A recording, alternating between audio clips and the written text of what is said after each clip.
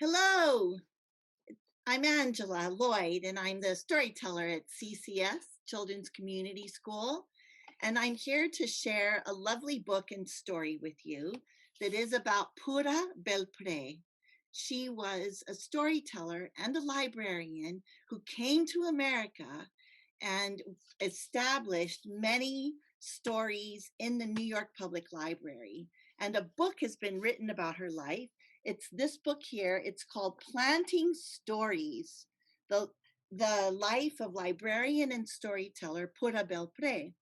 And the book has a very shiny award on it. And it happens to be the Pura Belpré honor book. So there is an award, a literary award in her name, and this book received it.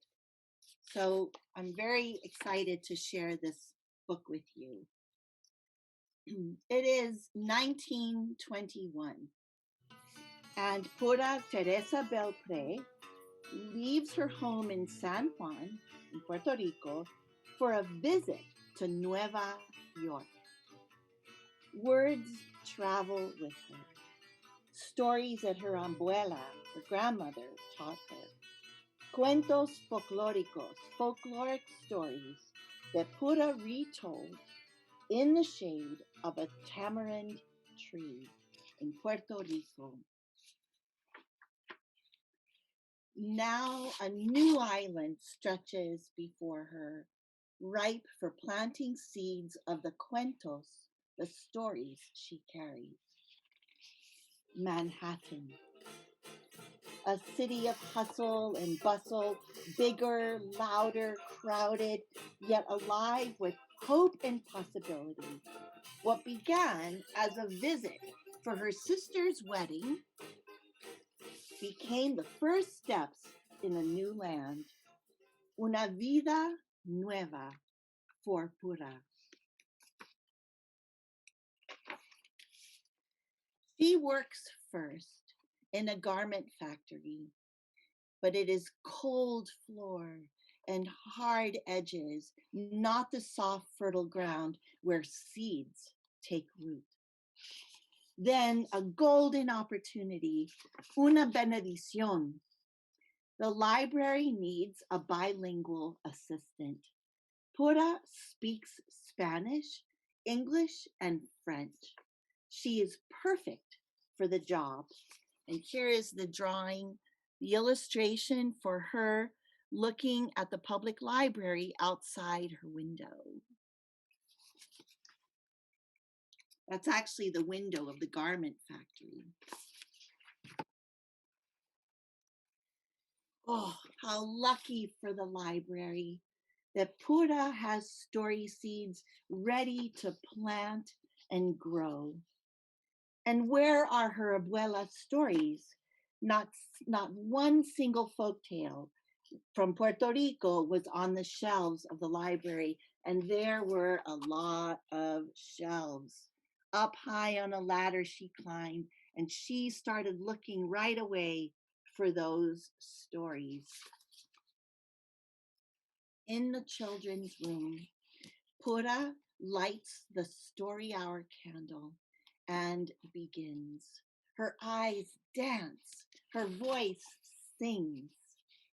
Pura's words paint a picture of a little house and a round balcony, and where Martina, a beautiful Spanish cockroach, meets Perez, a handsome and gallant mouse. El ratoncito Perez y la cucarachita Martina, a tale from the tamarind tree. When Pura's story is done, each child makes a wish on the candle, and with a wisp of air, whoosh, la vela is blown out. Now Pura has a wish too, to plant her story seeds throughout the land. Pura learns to make puppets. She snips and sews their clothes and paints their delicate faces.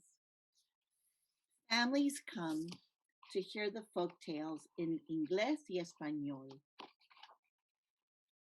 And they come to watch Pura's puppets dance across the stage of her stories. But the library needs libros for its shelves, and how can more children read Perez y Martina and other cuentos de Puerto Rico? Pura puts her story in an envelope after she typed it and mails it to Frederick Warren, a publisher. Soon, Perez and Martina is a book. Now a published author, a puppeteer, and a storyteller, Pura travels from branch to branch, from classroom to churches and community centers, planting her story seeds in the hearts and minds of children new to this island. They wish to remember la lengua y los colores of home. She's carrying her book. She's dancing, just like her voice and her eyes. Writing, learning, speaking, teaching, traveling, Pura does not slow down until, like the beautiful Martina, she meets her Perez. She was telling stories, and there was someone there listening to her. Here she is.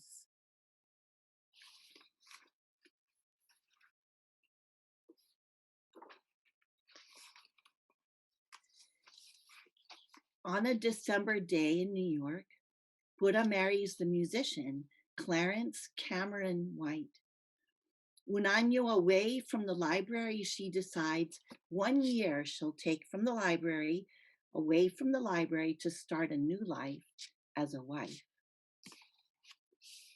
But a year stretches on. They travel.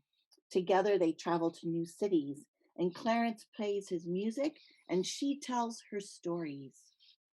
And in this picture, you see the words chewy, chewy, chewy, chewy.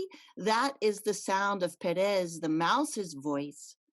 That Martina, when she asks the mouse, "How will you speak to me after we're married?" He answers, chewy, chewy, chewy. She says, "Okay, I'll marry you." That's a sweet way.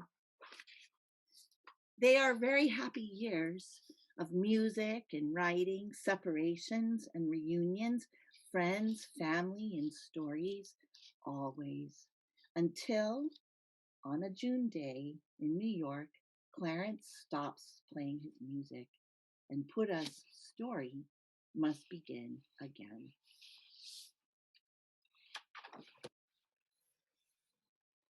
It is 1961. Pura returns to the library, and there are others there now, storytellers who make puppets dance, who read Perez y Martina, the book she wrote, who shares her stories, The Tiger and the Rabbit, Juan Bobo, the Three Magi, and there's many more of Pura's stories are being shared with the children. And the seeds that she has planted, the roots that grew shoots into the open air of possibility, have become a lush landscape into which she steps as though she never left. And here's the library with tamarind trees growing inside, because that's where the stories took root in her and where she shared them. And that is the end of the story. And in the book, there's more about her life, about how she traveled. And you can't plant a seed of a story unless it's deep in your heart. And that's what she did. And you can tell in this story that those seeds did take root and they are still with us today. So that is this story, a long life held inside these few pages with beautiful drawings.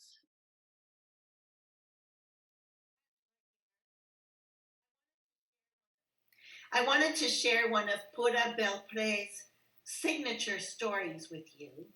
She called the story of Perez and Martina her golden key. And it was one that she told for many, many years and really shared with children that she just loved so much. It's a story from Puerto Rico. It's a story that was told to her by her grandmother. And it is the story of Martina and Perez. Martina was a little cockroach from Spain.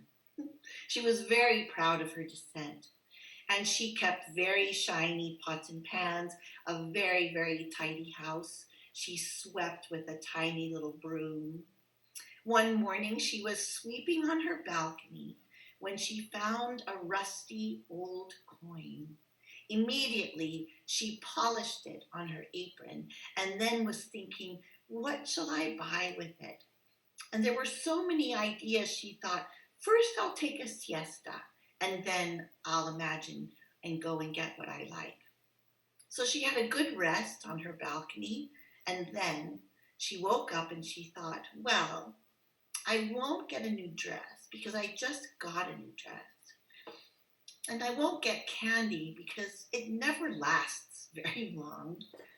She thought, I know. And she went to the market and she bought a small box of fragrant powder for her face with a large puff. She came home, she put on a fancy dress, a black lacy mantilla, and she powdered her face, and it felt so good, and it smelled so sweet. And this is how she looked that day on her balcony, sitting in her beautiful dress, so shiny and clean and tidy. She was not sitting there very long when all of a sudden along came Señor Gato, Mr. Cat. And he saw her and he smelled her fragrant talcum powder and he stopped and he said, oh, señorita Martina, you look so beautiful. Te pareces tan linda, tan bella. ¿Te puedo preguntarle algo? May I ask you something? She said, oh, please do. And he said, would you marry me? And she said, oh, perhaps, if you tell me how you will speak to me after we are married. And the Senor Gato, he thought to himself, I'll give it my best. Meow, meow, meow. She said, oh, Senor Gato, me asustes. You're frightening me.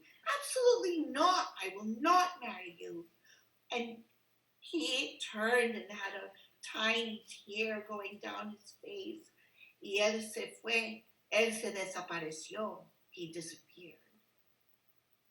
She was sitting on the balcony and she fixed her mantilla. She took her little fan. She was sitting when all of a sudden along came Senor Gallo, the rooster. Oh, he was something.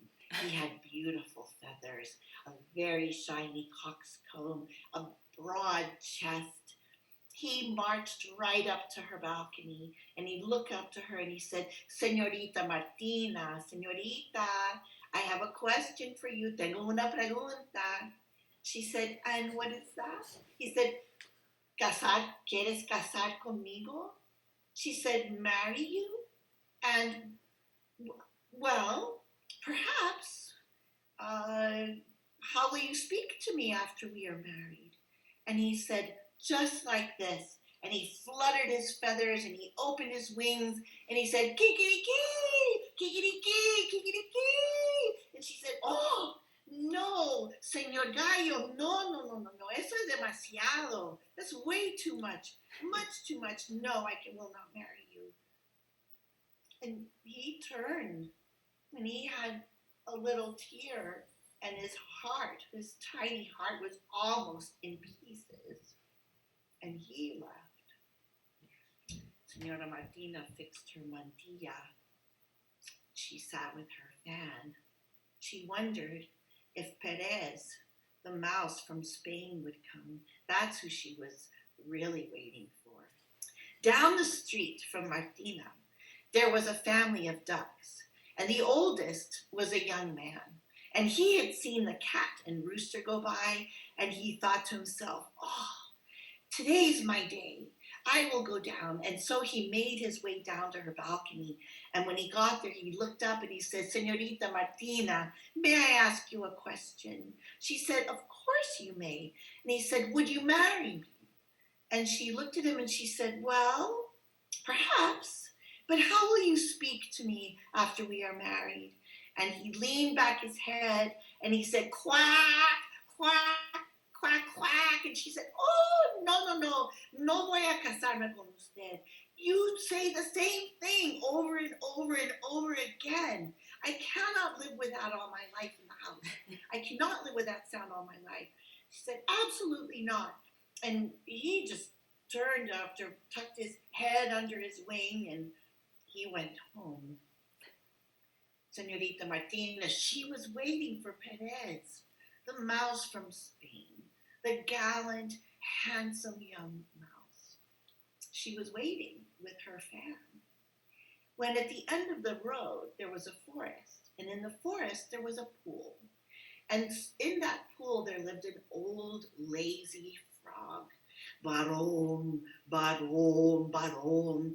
And he would often waited to see her walk through the forest.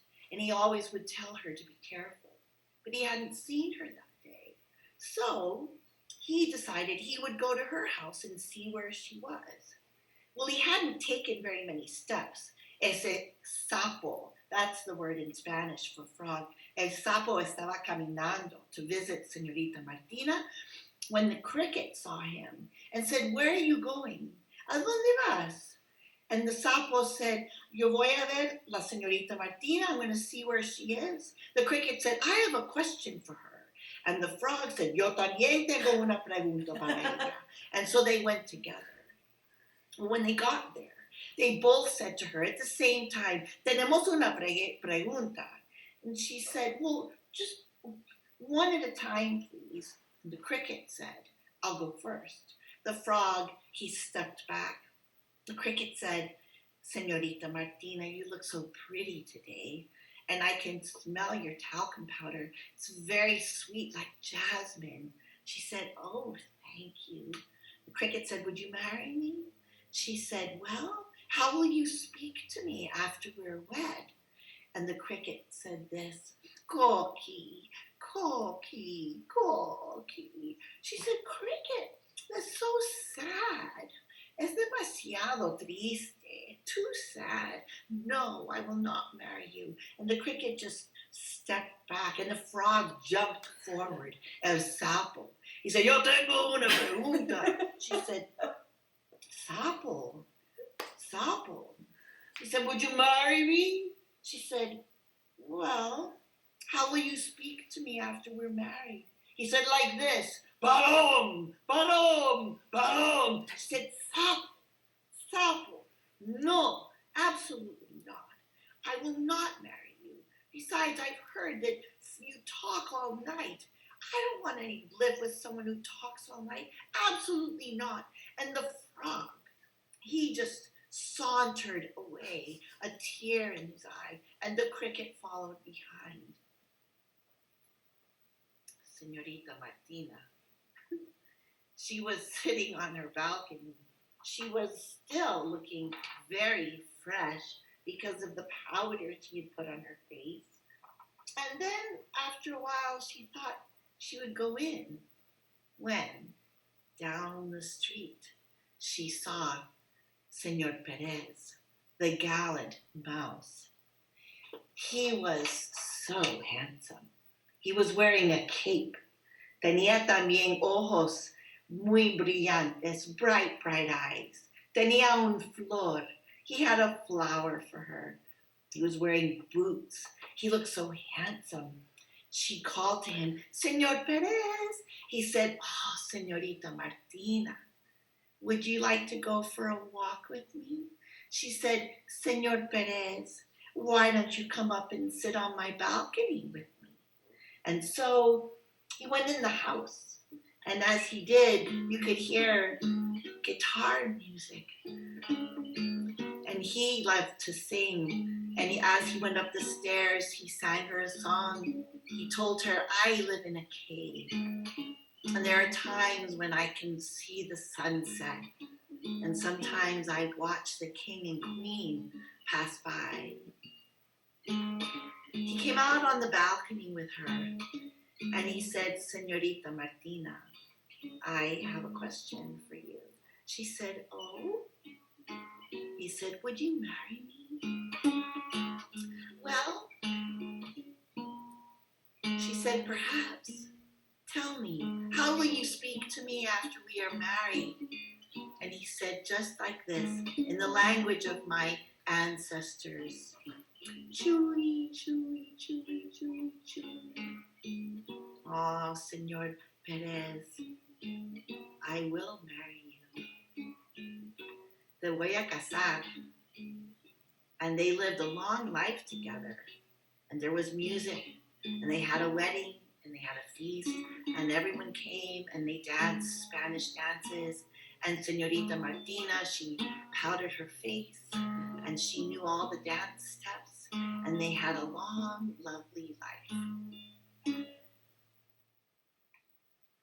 So at CCS, we often close the stories. After the story is over, we say together, snip, snap, snout, my story is out. And there is a traditional Spanish ending. I don't know if Pura Belpré ever used it, but I've used it for many, many years, and others have, and it goes like this. Colorín colorado, este cuento se ha acabado. Adiós.